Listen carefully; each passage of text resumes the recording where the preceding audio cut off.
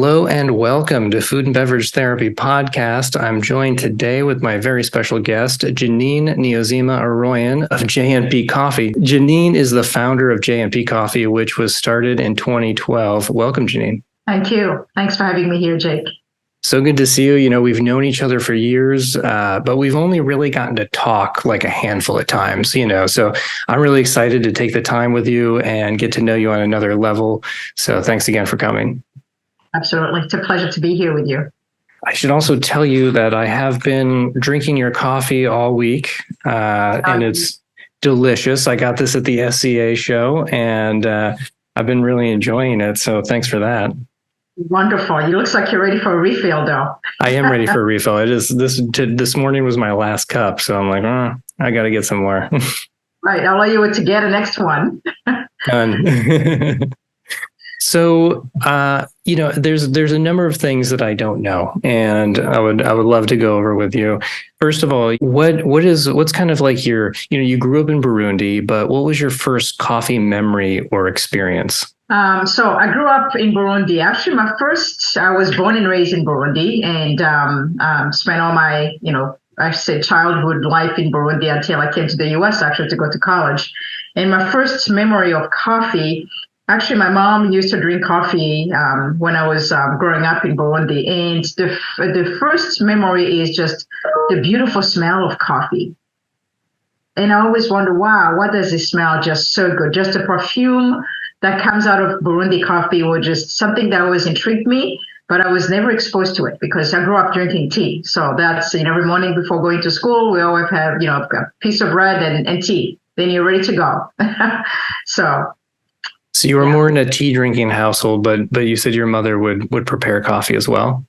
That is correct. My mom would prepare coffee and mainly actually on the weekends. I don't know why. And I just remember just this memory of just having just like this very intriguing, just beautiful smell of a drink that was it was only an adult drink. That was coffee in my household, and that my mom would prepare, and just the smell of it just was always just intriguing and delicious in my mind, but just never had a chance to drink it at that time.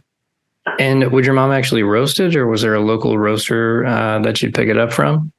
Yes, that was actually local roasted. Yeah, we did not, we don't have the beauty of roasting our own coffee in Burundi, although they could, but they had a local roaster that will roast the coffee, and I think that's where she would get the coffee from. Very nice. And, I've read through your bio, of course, and as I see it, you were cultivating coffee to pay for school. So does that mean, were you actually working on farms, or were you at the processing level, or how did that work?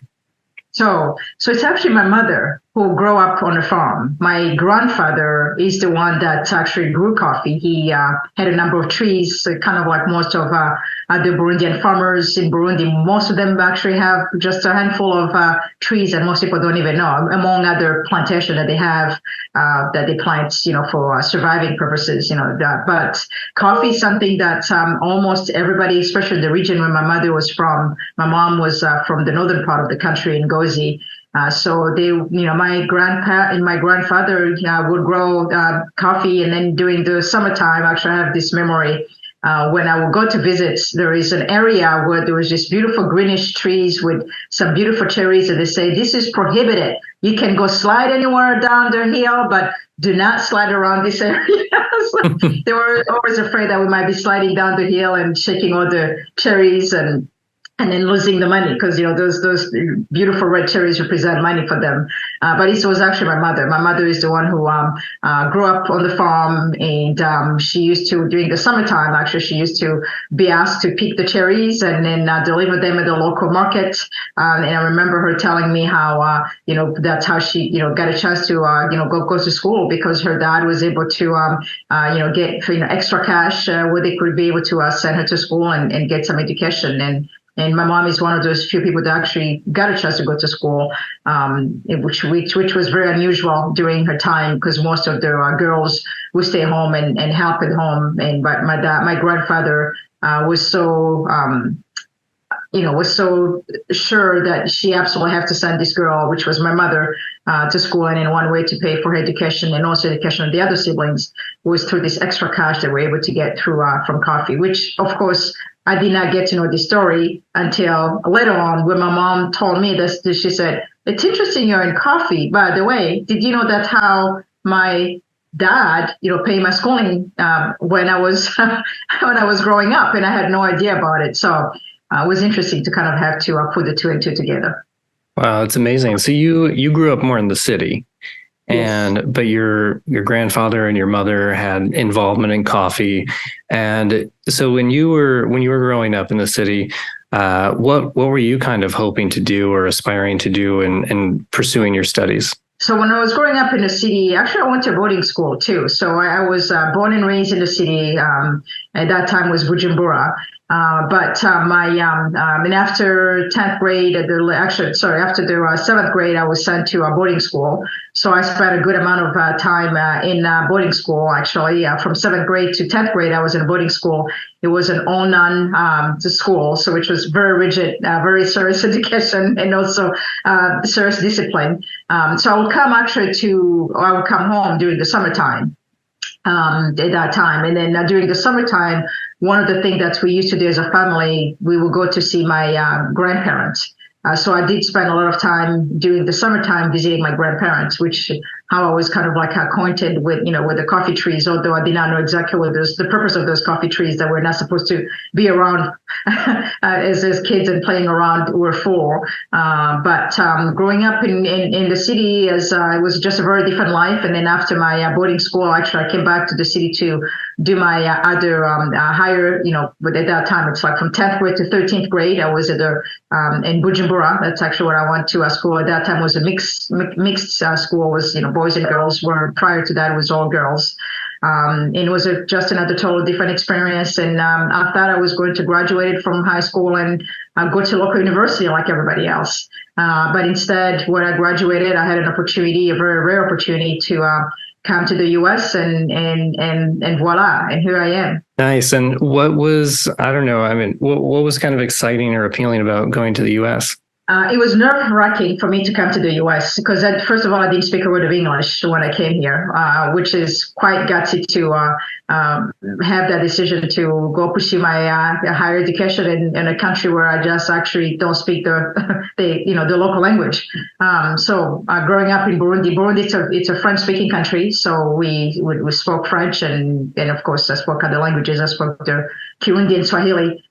Which were the local languages. So when I came to the U.S., actually, I had to, refresh and relearn, if I might call it, my English in order for me to be able to go to college and be successful. So it was very scary because I just kind of didn't know where am I heading to, but I knew I was determined to leave the country and go to school in another place because I know I would have more opportunities going to overseas to have a higher degree. Most of the people that I was growing up in Burundi will go to Europe. So France and Belgium, as Belgium was a colony of Burundi, was a very typical place that most kids who will have the opportunity that they will go to. But my opportunity at that time was actually quite unique, and I was open. I had an opening opportunity to come to the U.S., and I say I would take it. And I remember my mom looking at me and saying, "What are you thinking? I'm not sure if I should be letting, I don't know if your dad would agree with me to do this." So my father actually had just passed away about a year ago. So it was quite a struggle for my mom to also let me go because, by letting me go she's letting another help in the family, in the house to let go. But she finally agreed to let me go, and hopefully that was a good choice. Seems to be. I mean, it's also incredibly brave, that the idea of, I mean, it's hard enough already leaving the nest, right? Like even to just go to college locally, like maybe I was like a state away from my family. And the idea to cross an ocean and go to a place that you don't even speak the language, that's incredibly brave. And what a trailblazing move to make. So did you first get your lessons in French, or did you have to learn English first, or how did that work? So the story is actually I was accepted to the university. So I came to the university and then they realized, wait a minute, she doesn't even speak English. So That time, actually, I was in Lincoln, Nebraska. That's the school that I went to for my undergrad. And they said, well, we need to find a place to send her to get her, English, up to speed. So I was actually sent to a place called Red Cloud, Nebraska. It's a small, tiny city bordering actually Kansas state, and in the middle of nowhere, literally just coming from a major city in Burundi and then ending up in Red Cloud, Nebraska was by itself was a culture shock for me. So it took me 5 months. And once I got there and I said, I have to do this and get out of here as soon as possible. So 5 months, I got my TOEFL, I got my English polished and got my TOEFL exam, taken. And then I was back to UNL to get my undergrad degree. That's great motivation, right? Like sending you to the middle of nowhere. You're like, I better learn this fast because I got I got to get out of here. Yep. So you learned English, you go to school, and then from there, you get your MBA from Northwestern, and then you worked in international business for over 20 years. What were you doing exactly? So actually, I didn't get my MBA immediately, right away. So I finished my undergrad in, Lincoln, Nebraska. Actually, I had 2 degrees. As I say, it's like I got into those places. Same thing with Lincoln, Nebraska. It was a very cold place in the middle of nowhere. So the same thing. And so Red Cloud, Nebraska, I got out of the country and went to the next big city, which was Lincoln, Nebraska. But the same deal, and I say, all right, I got to do this thing and then move on as quickly as possible. So in 3.5 years, I actually managed to get 2 degrees in international business and marketing for the same reason I wanted to get out of there. It was very cold. Burundi is a tropical country. And I say, okay, I don't know what I signed up to, but here I am and I have to deal with this. So, God help me and figure out how I can get out of this cold as quickly as I can. So I acquired my 2 degrees but I didn't, God did not have that plan for me. He had a plan for me to actually stay in the state a little longer because I got a job offer with actually a very major company that was based in outside of Omaha, Nebraska. And they were in telecommunication at that time. So it was a major international company that had a lot of international subsidiaries in French-speaking countries, which is one of the reasons they were very attracted to me, and also with my background in international business. So I ended up by taking a job, and that job took me around the world. I lived in Montreal, Canada, with that company. Then I lived in Vichy, France, as well with that company. Came back and I started opening up, traveling around the world and opening up international markets for them. So, and this company was actually in wireless telecom, which was in the very early years when telecommunications, specifically wireless, was new in the U.S. and actually around the world. The company I worked for, they were an engineering company and also a manufacturing company. So we would manufacture the structures, the telecommunication structures that hold the antennas up in the air. So you and I can be able to have the receptions when we travel across country. And that's what I did. And I did it for them for mainly opening international markets around the world. So my job was I was actually head of marketing, international marketing. So I would travel all the way to Eastern European countries before they were even open to the world, and travel to the Middle East. And for somebody who just came back from Burundi just 4 years ago, it was quite an excitement as well, and also just an amazing opportunity. So I got a chance to travel the world in a very early age, in my career, actually literally after I graduated from college. And then it was a few years later that I went to get my executive MBA from Kellogg, and then continue on that trajectory with another actually bigger company at that time. It was Emerson Electric, with the same, it was kind of doing very similar work, opening up market internationally and opening up business. Actually ended up by being a general manager of one of the subsidiary in Troyes, France, when I was pursuing my executive MBA. So speaking about another craziness of doing so many things at the same time. But it has been quite a journey, and I just did not know I'll end up in coffee because I was so much ingrained in wireless telecom, and the opportunity with coffee landed itself on my plate in a very interesting way. I'm still curious though, because what an amazing opportunity and experience to have, like you said, at such a young age, and such a great experience, to open international markets. I mean, there's so much knowledge gained there. But what kind of motivated you to get that MBA? Did you have other ambitions within the sort of corporate world that you were working? And actually, what happened with my first company, after working with the company for a few years, I think it was maybe about, I don't know, 6, 7 years, I turned around and actually I said, this is great. Thank you so much for this opportunity. I've really enjoyed working for you. I learned a lot. I traveled the world, but I really want to get an MBA. I want to get an MBA. And then at that time, there was a local school I could go to and to pursue my executive MBA, but they say, not yet. So I said, all right, that sounds fine for me, but I'm actually going to realize this is what I want to do. So I actually left the company and started my own consulting business. Myself and a couple of my colleagues, we left and started our own consulting business and helping small companies going global in the same field. And he was doing that consulting status that I was in, or situation I was in, that I had one of the clients who was a subsidiary of Emerson Electric, which is a big company based in St. Louis. You might have heard of them. I did some consulting gig for them for about a year, and they say, you know what? Thank you so much for this amazing work, but now we want you to come to work for us. And I say, well, great. I'll come to work for you, but here's my condition. I need to get my MBA. I need to get my executive MBA. So are you willing to pay for my executive MBA? If you are, I will sign up the dotted line. So they said, you choose whatever you want to go. We will let you go get your executive MBA while you work for us.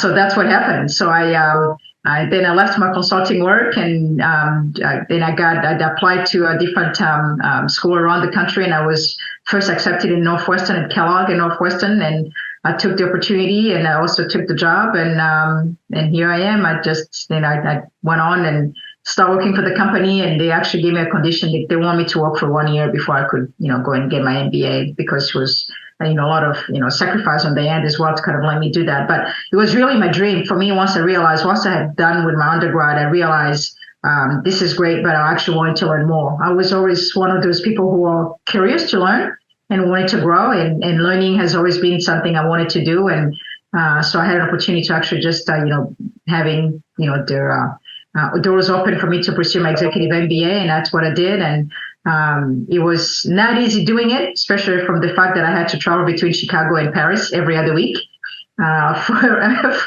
every other weekend, to go to school and then to go and run their business in Europe and then come back. But I did it in 2 years, and I will never regret it. It was an amazing experience. What a great way to use the leverage as well to get your education. But you do strike me as a bit of an overachiever, so I'm not totally surprised. Scary sometimes. So this is already an interesting journey. So how is it exactly that coffee does come back into your life? So coffee came back into my life, as I said, kind of like in a very interesting way, and also a way that I did not expect it to come into my life. When I was going to actually Kellogg, getting my executive MBA, I had one of my colleagues who asked me, say, what are you doing here? How come you're not in your country, working in your country, doing stuff for your country? And so I turned around and I look at him and I said, Ben, you have no idea. Do you know that I come from one of the poorest countries in the world? There's nothing to do there. And I just remember during that moment, that was, as I said, I pursuing my executive MBA, and I had I have no vision of going back home. But during the time of working in the corporate world, actually I lived in San Diego. This is a kind of interesting story. And I remember one day getting up, and I used to have this high-rise condo that was overlooking the bay. I remember getting up one day in the morning and say, there's something wrong with this picture. I come from one of the poorest countries in the world. And here I am, living, the dream of most Americans, overlooking, the ocean. And I said, something is not right with this picture. And anyway, through that experience, I remember, one time going to, there was a local, church that I used to go to. And then through that church, I was invited to go to a retreat, a women retreat. I attend a women retreat, and then during that women retreat, every single woman that they were in a circle that was asked what they would, what they wish they would, they would have done in their life or what they have accomplished. When they got to me, I said, when I turned 65, I wanted to actually see if I can do something to help my country. And they say, we're not going to wait until you're 65. You got people here in the room who want to help you. What do you want to do for your country? And I said, wow, this is interesting. And I said, you guys have no idea. I come from a very poor country on the planet. And I said, there's so much things that needs to be done in that country. So I remember after that retreat, we got together and then put on a piece of paper 10 things we wanted to do. We had really very big ambition. And at the end of the day, we said we got to narrow this by just a couple things. And then it ended up by being 2 things. And then 2 things, one of the things were just very close to my heart was education. And I said, I'm here sitting with you, talking to you because I had an opportunity of a lifetime. And that opportunity was to go to school and get a higher education. And the second one ended up by being economic empowerment because most people don't have opportunity in Burundi. So out of that meeting, that was back in 2007, we started a nonprofit that back then that's called Burundi Friends International.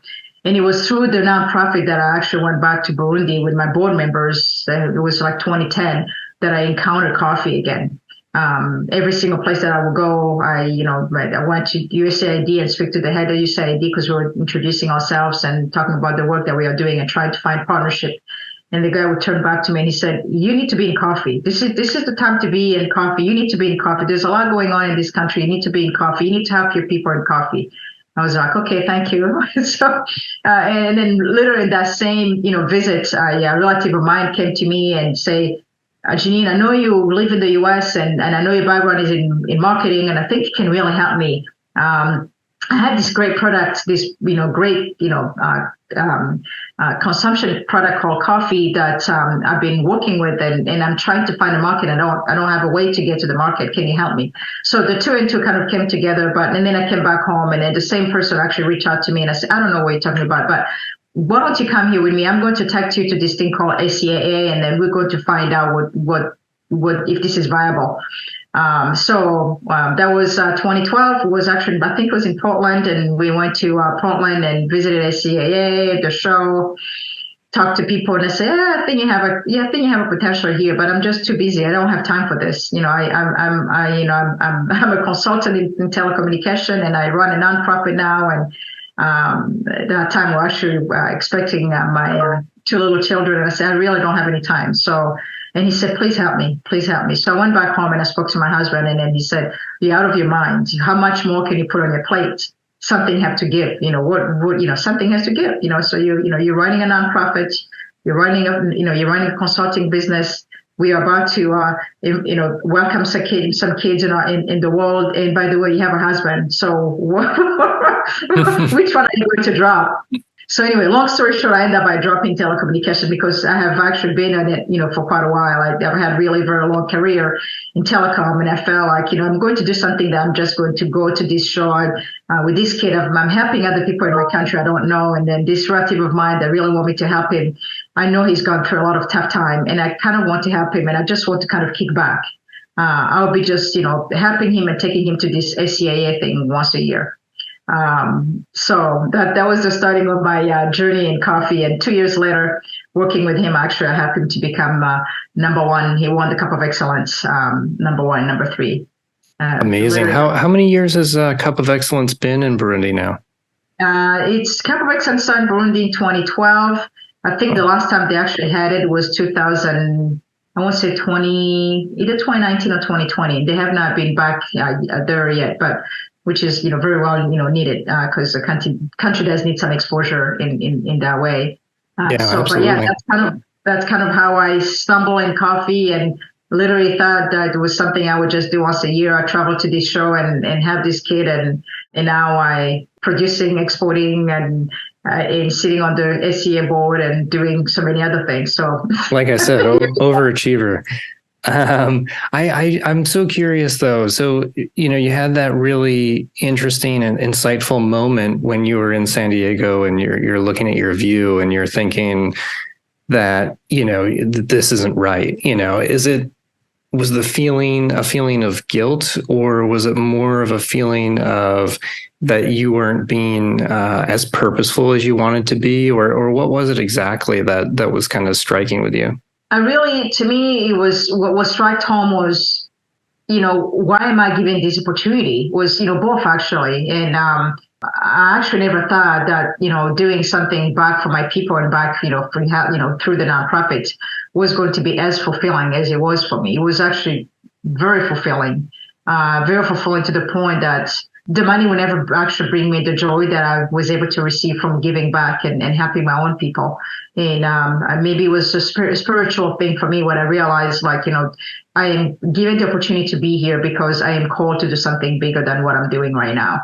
And it was actually during that pivotal, that moment where I realized that, there is more to this. And, what can I do, for my people? And so that's kind of how the nonprofit was actually just started. Because when I even shared the story with the people at my church at that time, they were ready to just kind of help me to go do it. They said, don't wait until you're 65, because most of us wait until we're then we miss the opportunity. We're going to help you do this now, which was not an easy thing, kind of looking now. But at that time back then, it was a no-brainer. And I said, I have to do that. And I said, I know it's, I cannot do it all by myself, but I have people that through the other people that we can extend our reach and make a difference. So that feeling about being here, being given the gift to be here, and then realizing that this gift is being given to me because I need to be able to do things for others, and specifically for my people, because I had a chance to leave. I have a chance to leave at a place that's still a poor country, still one of the poorest countries in the world today.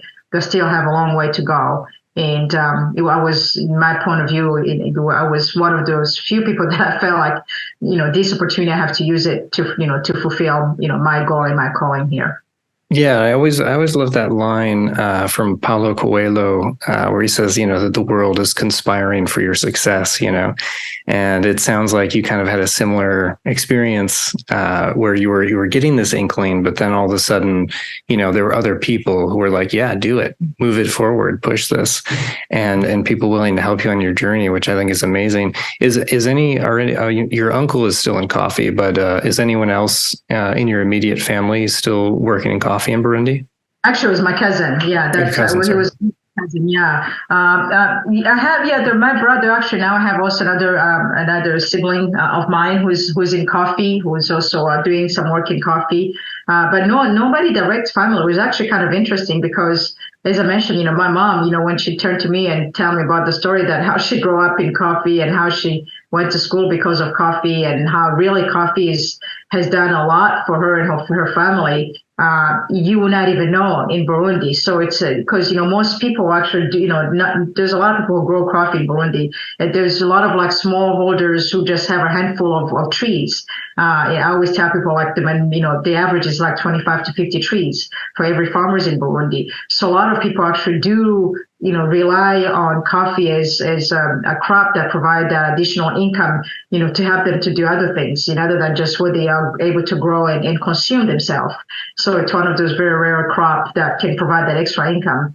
So you have some family connections in coffee, and of course, the way that JNP operates is that you're very involved with the farms that you're working with and the washing stations that you're sourcing your coffee from. So, I mean, I imagine you must feel a lot of pressure to sell the coffee and help bring that income into the producers that you kind of made promises to. How do you manage that? How do you manage that pressure and make good on your promise? So that pressure is actually very high pressure, and that pressure, this is interesting. You start helping people, then you start, getting involved at a level where you feel like you owe them to do this. Some of my farmers partners, they will literally call me almost like every day just to make sure that I'm still there for them. I almost kind of feel like they call me every day to just make sure, is she still alive? Because if she's not alive, we are done. I have this tremendous responsibility, and also that has kind of been born from just being personally involved with the farmers in Burundi, that I cannot give up for them. Sometimes it's wonderful to have that relationship, but sometimes it's also a major, challenge because, I can tell you, like, when I get involved with a group of farmers, we end up by buying everything they produce. And because, we're not just there to just, we teach them, first of all, how to make, good quality coffee. I'm a Q grader and Q processor, as you probably know. And one of my objective is just to make sure that anything that I learn, I'm able to actually, bring it down to them because they cannot afford to get a Q certification. So my goal is just how can I share what I learned with them?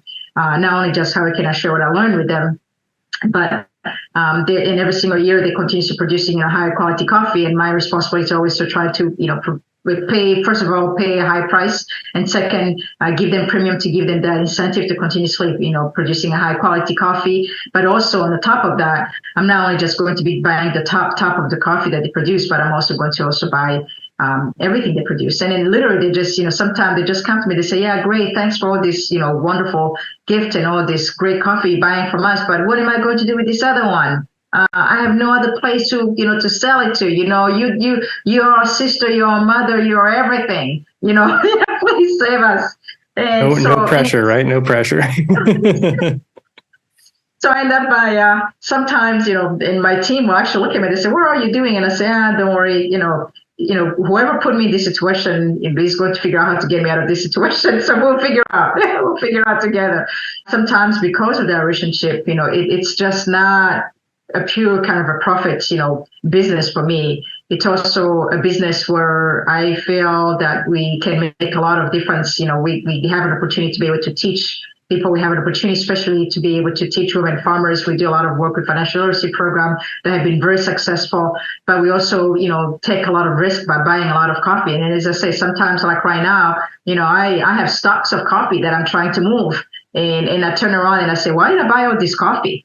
And my team look at me, they say, yeah, why did you buy all this coffee? And I say, because my farmers depend on me and I cannot let them down, because I know if I can't take it, they don't know what to do with it, and they don't have a place to to take it. So instead of having them lose the money, I take it, and then we try to figure out how to move the coffee. So it's a beautiful journey. It's a very fulfilling journey, but it's also there are a lot of risks that are involved in the process. Yeah. Does that stress you out? Are you? What do you do with that stress?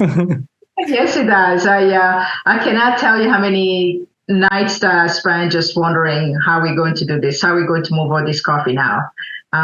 There's one stress about, how we're going to get this coffee here, successfully. And then once it gets here, like the situation we're in is now, how do we move this coffee? How do we move this coffee so we can be, ready for the next harvest? And of course, my farmers don't have that stress because I have taken that stress out of the shoulder. Now they're looking at me to say, okay, is she ready to buy our next, harvest coffees?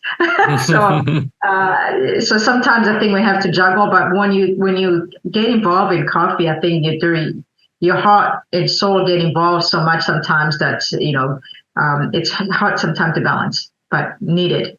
And I got to imagine that it helps that this isn't the only thing that you do in life, right? Like obviously coffee, this is incredibly important, but then you still have the nonprofit, and you still have your family and your husband, and so you have these different roles, and even participating in the SCA and the places that you volunteer. I'm sure like these are other ways that you can identify yourself and find worth, because I don't know. I mean, I've gone through similar, not on the level that you're going through, but that similar pressure where you obsess about it, right? And you realize that it's not just about making money, it's about actually changing people's lives, and they look at you as a lifeline.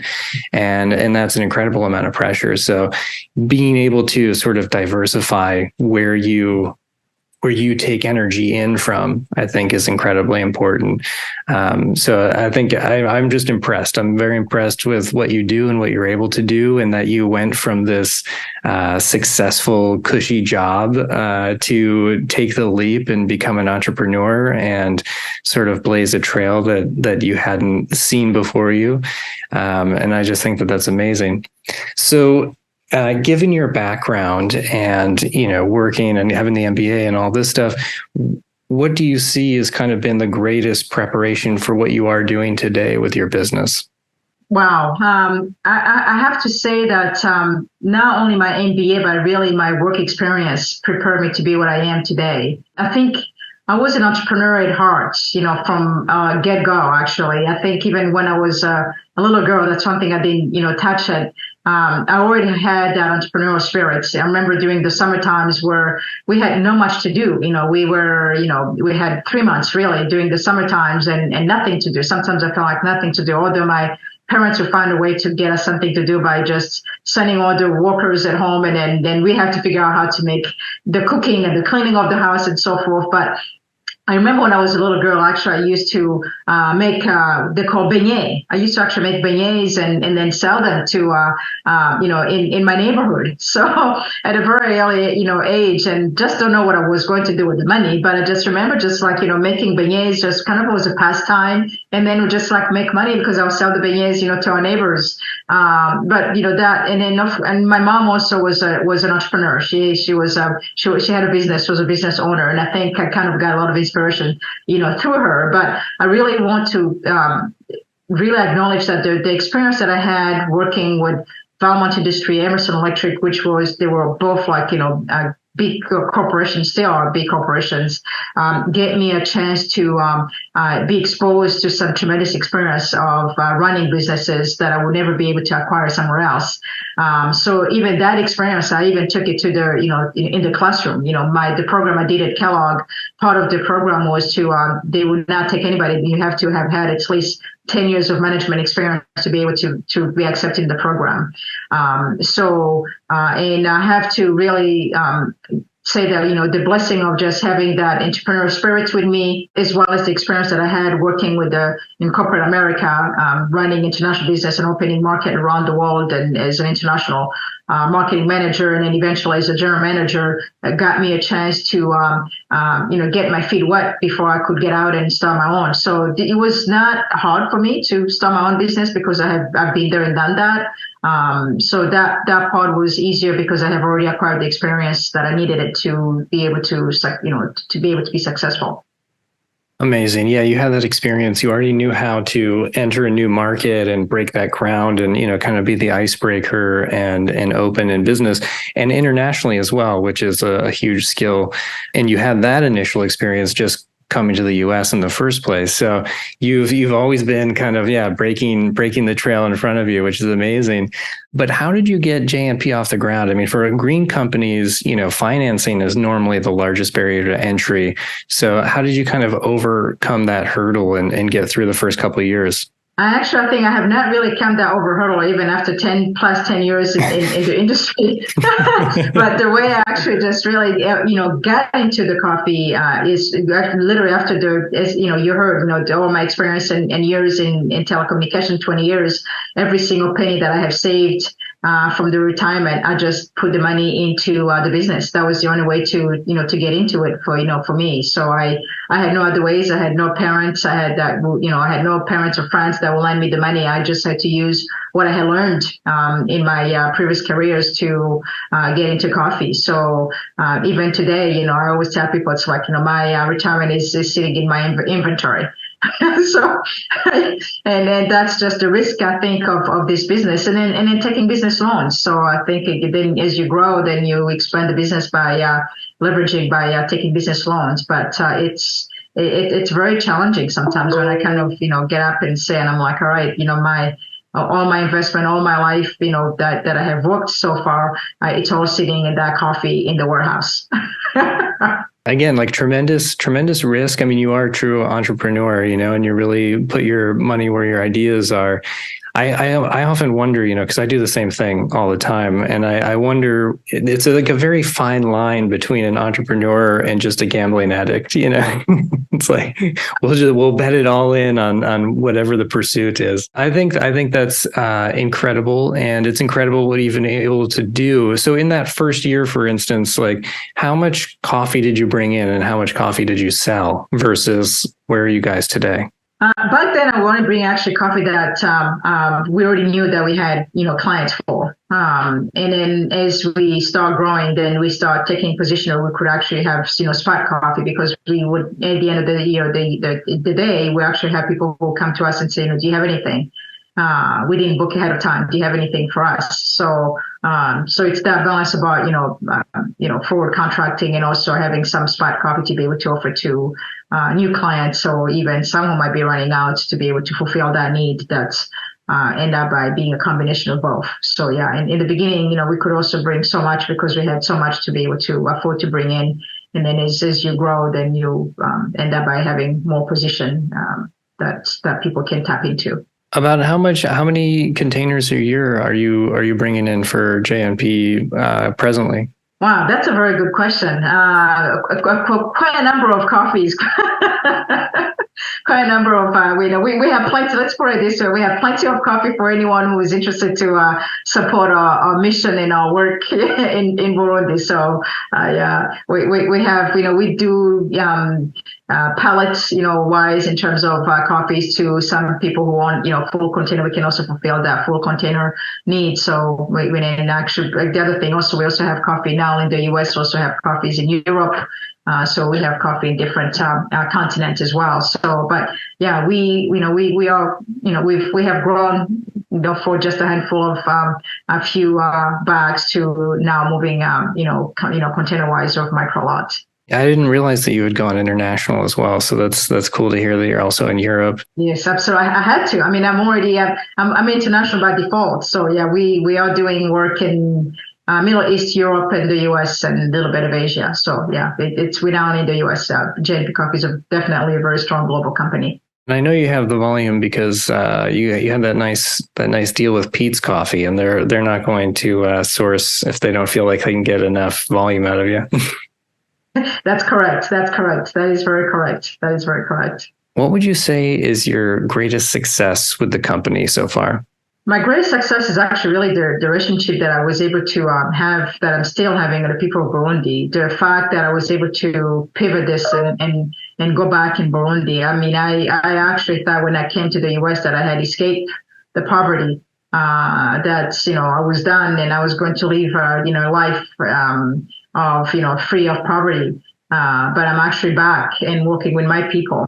And that's, to me, that is the greatest accomplishment that I want to say that I have ever thought I would be able to, to get to. I had no desire or interest to go back in Burundi, but here I am. Everything I do is about Burundi. Everything I do is about working with farmers in Burundi. It's about touching the lives of. There is no more fulfillment in life for me than that part. So it's enjoyable. It's also very challenging and stressful at some points and some time because of just navigating and working in that environment is not always easy because of just the fact that it's a poor country. But it's extremely fulfilling for me. And that's what keeps me going. And just knowing that, I have given a chance to be where I am. And I can give back by being able to touch others and bringing others where they cannot be able to receive because they don't have a chance to leave the country like I had a chance to leave the country. And is there a specific challenge or issue that you're dealing with right now? Yeah, I have a lot of coffee that I need to move. If you have any roasters who are looking for great, amazing Burundi coffee, not only just great, amazing Burundi coffee, but coffee with a very strong purpose and mission and making a difference in lives of the farmers and with some amazing social impact, have them give me a call. That's what I think is amazing is, what you've created is truly purpose-driven coffee, and it couldn't be more authentic. I mean, the fact that, you're betting your retirement on it, I mean, that says an incredible amount about your commitment, both to Burundi, but also to your business and to your family. I think that's incredible. And so this is a product that people should be able to get behind pretty easily. And because you're buying all the coffee, then it means you have all degrees of quality as well. So people can find stuff that are going to be good for blends, or they can find stuff that's going to be good for micro lots and is going to be like kind of the highlight coffees. So there's definitely a lot to choose from, and of course it has that beautiful Burundi East African flavor with like some bright, beautiful acidity, but nice body. Again, this coffee that I got from Joe is very good. I enjoyed it very much. I had it on its own. I only drink my coffee with no milk, so it's like a purist, and I enjoyed it quite a bit. So I think that's great. And also you have this new project that you're doing, which is J&P Coffee going on tour. So you have the coffees going to different cities, and what's that program exactly? Are you guys like cupping coffees with different roasters, or how's that work? Yes, yeah, it's actually an amazing program. A friend of mine, Sherry Jones, actually reached out to me. She's an icon in the industry. If you might not know her, you might want to check her out. But she's actually one of the rare judge women. I met her at the Cup of Excellence in Burundi. She was the head judge in 2015. And at that time, I was an observer on the jury. And we worked together, and I've known her since then. But she actually reached out to me and she said, "Hey, I love Burundi, and it's one of my favorite place, and people and the coffees, and I have an interest to actually continue still doing some work in Burundi. Do you think we can do something together?" And then we came up with this idea about taking the coffee on the road, the Burundi coffee on the road. And as you probably know, Burundi is still a very small country, unknown, compared to all the other East African, countries, and that produce, in my point of view, some of the most exceptional coffee. But most people don't even know what Burundi is, let alone knowing that it produces some amazing coffee. So anyway, Sherry and I just came up with this idea and to just take it on the road. So take it on the summer road. So we've actually have had some amazing time of going from city to city. We start with the East Coast. We are going to be in the middle of the country next week.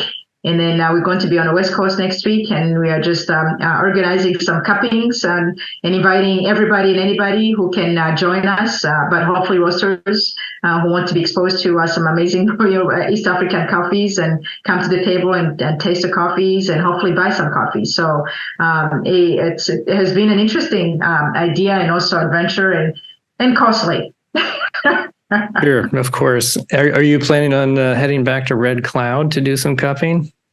Yeah, that would be great. I am actually going to Coffee Space. I'm going to be going to Red Cloud. I'm going to be in Kansas City. And I was just actually thinking about that. I'm like, oh man, I'll be very close to Red Cloud.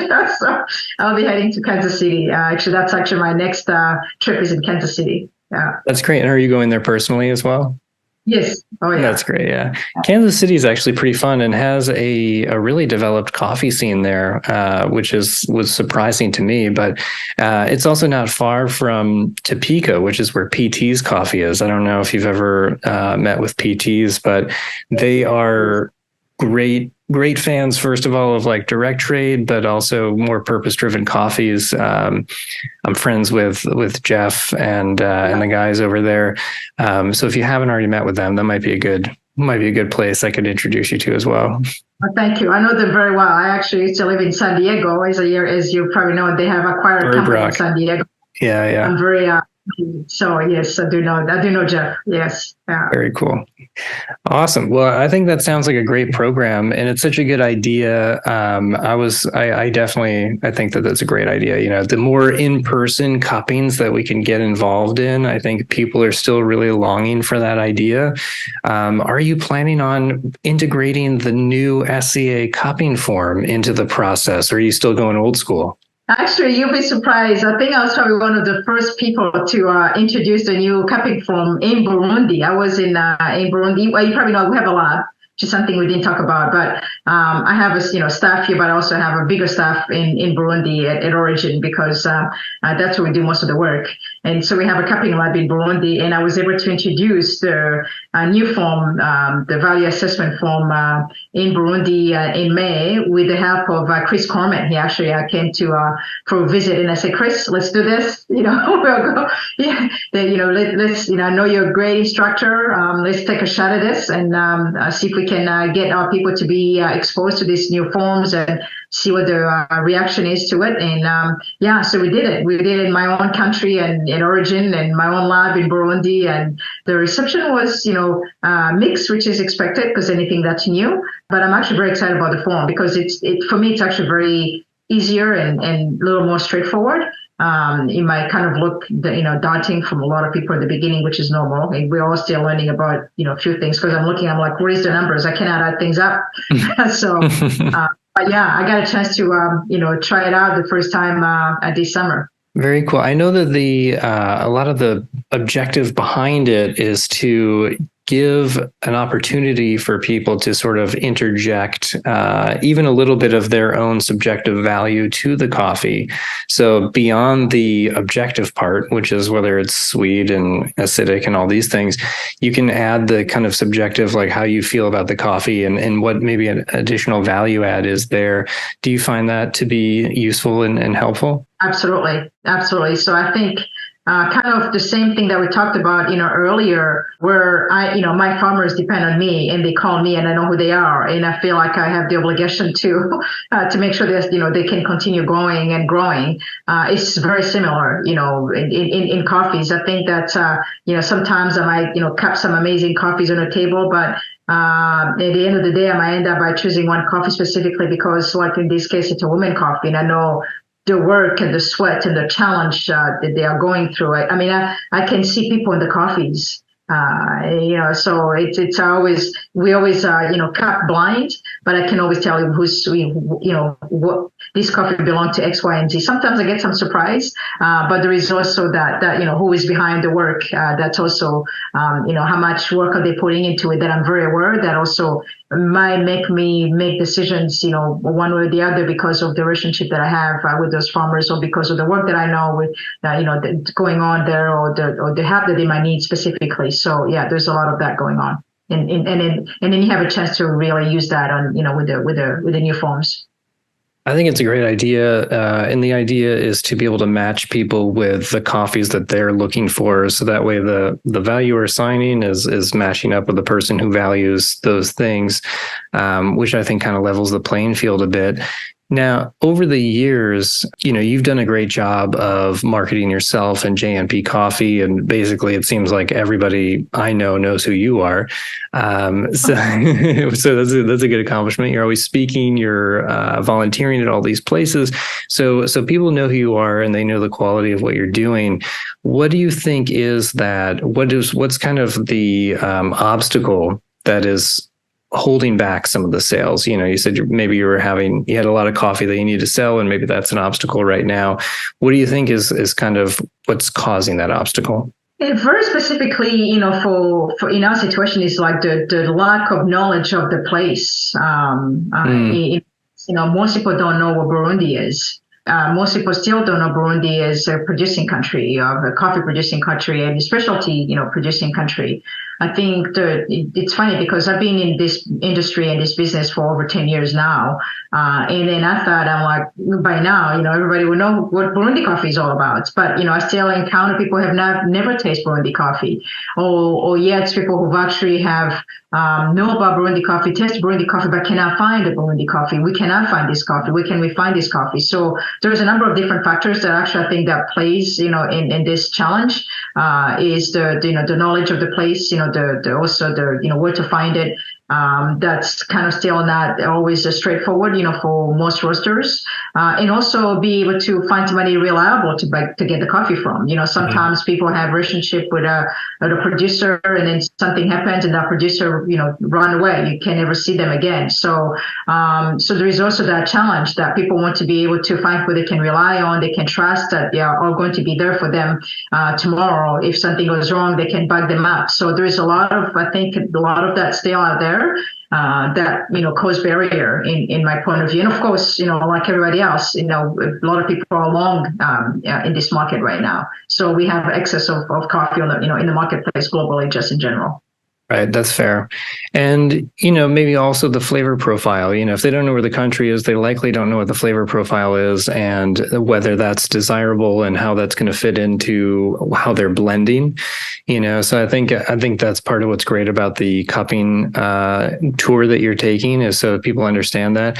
One of the things I notice, yeah, like that, especially with emerging origins or origins that people are not as used to, is they don't know how to use it. So one of the things that I like to do is sort of not just cup with people, but also make a blend with it, and show them like, this is how it can work in a blend. This is how it can work on its own.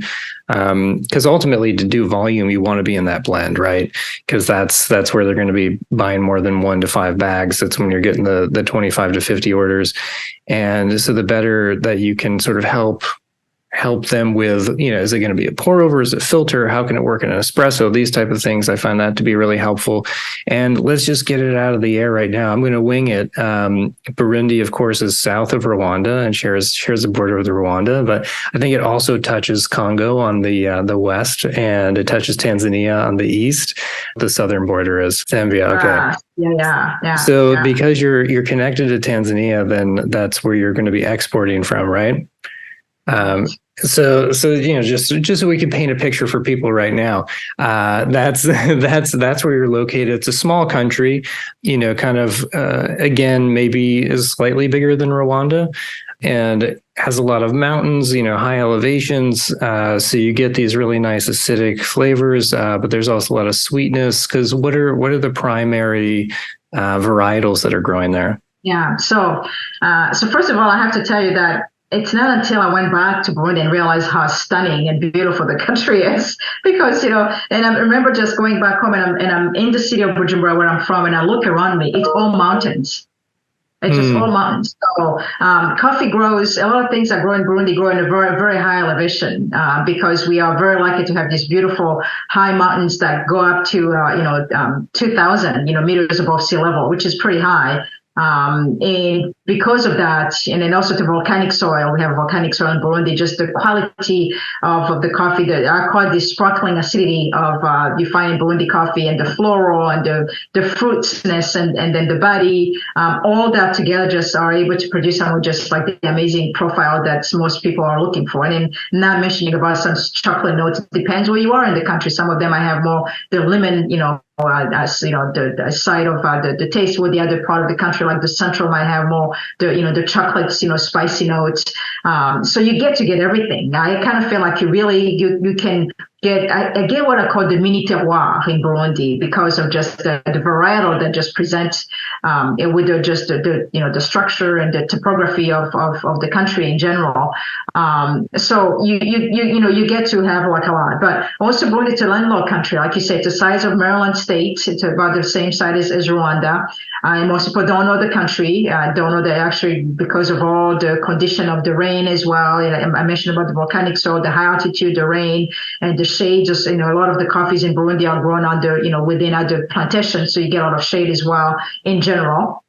All of that put together just are able to produce some amazing, cup profile that people can use in different applications. Like you said, you mentioned about blends, but, our coffee just is amazing on espresso. I had somebody who called me the other day who's used to, using a lot of Ethiopian coffee. He said, I had no idea. I said, you sent me the sample that you sent me. I put, I had some gas and I put an espresso and I serve it, as an espresso drink to my guests, and we were blown away. And I said, yes. And by the way, do you have any other coffee you're trying to, give some life to? Use it as a blend, some of that coffee and see what you might be able to get out of it. So yeah, give it a little lift. Yeah, exactly. Yeah. So it's really provide that diversity and also of application for menus, for roasters, not only just like pour overs, espresso, but also can also be thrown in as a blend. It's really a coffee that can just, that gives, like it really is able to give a lot. Not only, we are doing a lot of giving with the coffee, but the coffee itself can give you a lot if you give it a chance, just in general. So what was your question again? I didn't really have one. I just was. I just. I wanted to chime in on the issue that you were dealing with, and just get it out there. You know that like, okay, if the problem is people don't know where it is, let's talk about that. It's probably exporting out of Dar es Salaam. I imagine would be the closest. Yes, yes. And There's in Mombasa. In Mombasa. So it's I'm yeah, about- it's in Mombasa. So yeah, coffee can go from it's a landlocked country, like you said, just like that Congo and Rwanda and Uganda. So we are all landlocked countries, and the only way that we can get out is through the port of Tanzania. And there are two main ports, two major ports. One is Dar es Salaam, and the other one is Mombasa, where we can actually be able to get the coffee out of. So it's not easy. It's actually one of the hardest part is actually not to get the coffee on the water. One of the hardest part is just to actually get the coffee out of the country yeah, safely. the trucking. Yes. And so because of that, that also brings another barrier. And then also the other challenge is in Burundi, unless you can pay the coffee before it leaves the country, you cannot get the paperwork to export the coffee. So most people cannot even buy coffee because they don't have the opportunity to actually be able to buy it FOB. They have to, there's this, constraints that's, being regulation that provides some constraints that you have to be, purchased from the country. And a lot of people, unless you know what you're doing, it's very risky. So there is all those other constraints you mentioned earlier. That's another thing that I was going to mention to you. One of the new program we are, bringing forward, we are going to be providing services to others who want to consolidate coffee with us, and we are going to be providing that service of consolidation. So anybody in the region who want to consolidate, want to bring coffee, have a direct relationship with a producer or a roaster, we are going to be there to facilitate that process to get the coffee to people around the world who are dealing with small farmers or dealing with small quantity that they're not able to move right now. I think that's brilliant. It's a great way to diversify a little bit the business and offset some of the risk because you've obviously already got the logistics under control and the relationships. So maybe for people who don't have that link in the value chain, you're able to plug that in and make sure that it's going to work well on the producer side as well. So I think that's great. I'm going to switch gears on you for a minute.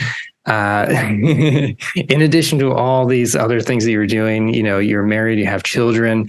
How do you manage the balance? I mean, you're so active with the SCA and the International Women's Coffee Alliance and all the other things that you're volunteering for. How do you strike that balance and still have time for your family life? It's very challenging. I think that I love to work and I love what I do, and that kind of brings that energy in me. You mentioned earlier, it's like, where do I get the energy? I think the balance for me actually, and also a lot of stress. That also brings a lot of stress along the way.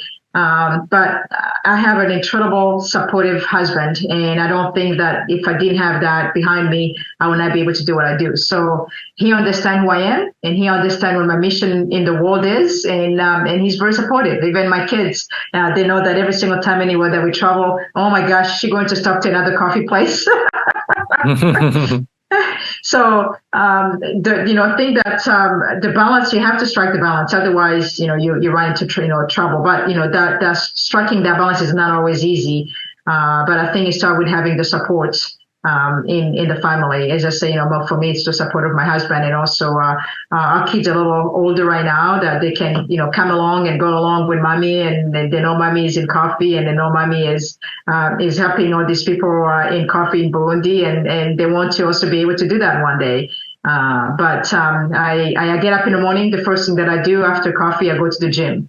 That's one of my first, balance in my life. If I don't have that, I cannot sustain all the stress and challenges every day. But once I have that, bring it on to me. I'm ready to go. So that's kind of how I am. And then, on the weekends, I do spend some time with my family. We're always doing fun things. And summer being the summer, it's also when my kids are off school. And I usually try to find some time when we can go and do some fun things. So it's not all about work. And I'm also a lover of food, so I cook and clean every night. Most everybody that I know who's a professional and a woman in any leadership, they always look at me to say, "How can you do that?" And I say, "I don't know, but I do it." And that's part of balancing life, because it's not all about work; it's also about serving my family and taking care of my family. So So you're an overachiever at home as well. I'll give you my husband's number. You can ask him. That's great. So we're always, kind of interacting, and when we have like calls here and there, and I always see you at events. And last time we talked, we were at the SCA show in Portland, and you had mentioned to me you listened to the podcast, but you also had said, you need more women guests on the show, and I was like, yes. Totally, shots fired, I get it. And, the thing is that I had been thinking the same thing, and I'd been trying to get some people, but I wasn't able to always book the people that I wanted. But just having you say that, resonated with me. And I was like, oh, wow. So it's not just me, but everybody notices. So I really appreciate you bringing it up to me and not being afraid to share something with me, because I just really appreciate that bit of advice. And I don't know if you listened to the last episode, but I actually have a new co-host who's Andy Trindle-Mersch from Phil's Coffee. So now every episode has female voice on there as well. So, and that's definitely thanks to you. So appreciate that. Absolutely. Thank you. You say hello to her. That's incredible. Maybe we'll get to have an interview together with her. That's incredible. That's amazing. Very cool. Kudos to you.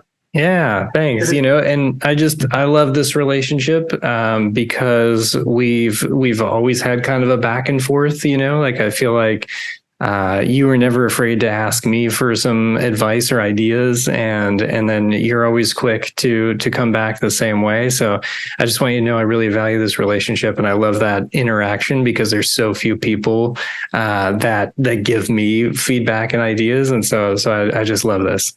Oh, thank you. I do too, Jake. And then if there's anything I can do for you as well, always know that I'm here. I'm always lending too many hands and too much of myself, but it is a pleasure for me to do what I do. And anything I can do back for you as well, please do not hesitate. I'm here for you as well. So thank you again for the opportunity and to share this with you, and and to share with the world and see what we're going to be next. We'll see where this takes us, right? Absolutely. Yeah. Thanks so much, Jeanine. I appreciate it. Thank you. We'll talk to you soon. Thanks, Jeanine. I appreciate it. Great to see you. Stay well and stay cool. Always. All right. Talk to you later. Okay, bye. If you like what you heard, please subscribe to wherever you listen to your podcasts. A very special thanks to our guest, Jeanine Niyonzima Aroian. Thanks as always for your support and listening. Please feel free to share this with a friend and get more people to listen. Always love to hear feedback and interesting ideas. If you have a guest that you think would be perfect for our show and you'd like to hear interviewed, please feel free to hit us up at info@fnbtherapy.com. Thanks and take care.